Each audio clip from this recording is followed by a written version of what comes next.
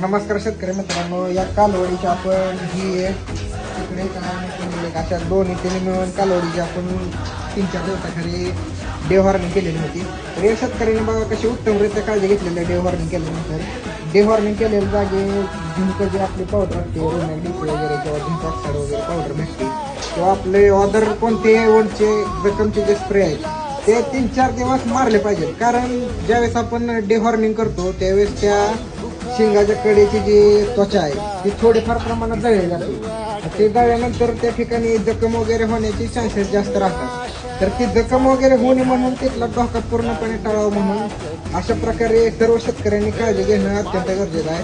असं केल्याने तिथली पूर्णपणे जी त्वचा आहे ती कोरडी राहून व्यवस्थित राहणार आहे, कोणत्याही प्रकारची जखम होणार नाही.